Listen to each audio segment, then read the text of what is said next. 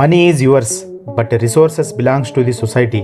రతన్ టాటా గారు చెప్పిన ఒక గొప్ప మాట ఇది. ఒకసారి మేము జర్మనీ వెళ్ళాం. అది ధనిక దేశం. ఒకరోజు మేము హోటల్కి వెళ్ళాము. చాలా టేబుల్స్ ఖాళీగా ఉన్నాయి. అయితే మేము ఒకటో రెండో డిష్లు తెప్పించుకుని వాటిని తింటూ ఉన్నాము. ఒక మూలన కూర్చున్న వృద్ధులు కొంతమంది ఒక డిష్ మాత్రమే తెప్పించుకొని అందరూ కలిసి తింటూ ఉన్నారు. ఇంత ధనిక దేశంలో ఇలా తింటున్నారేమిటి అనిపించింది మాకు. మేము మా స్టేటస్కి తగ్గట్టుగా రకరకాల డిష్లు తెప్పించుకుని తిన్నాం.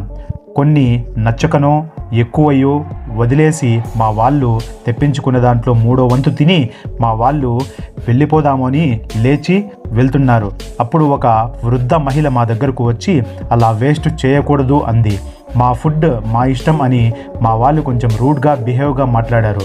అందుకు ఆ గ్రూప్ అందరికీ కోపం వచ్చింది. వెంటనే ఫోన్ తీసి ఎవరికో ఫోన్ చేసింది. పోలీసులు వచ్చారు. జరిగిన దాన్ని విన్నారు. 50 యూరోలు మాకు ఫైన్ వేశారు. చెల్లించి అక్కడి నుండి వచ్చాము.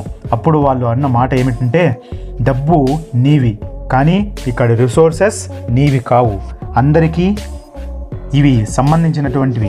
ఇంకొకరు తినవలసిన దాన్ని నువ్వు పాడు చేశావు. ఆ రకంగా నువ్వు ఈ దేశ సంపదకు నష్టం చేకూర్చావు.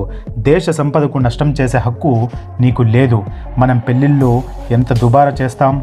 ఇది మనకు ఒక గుణపాఠం కదూ. మనం దీన్ని నుండి ఎంతో నేర్చుకోవాల్సిన అవసరం ఉంది.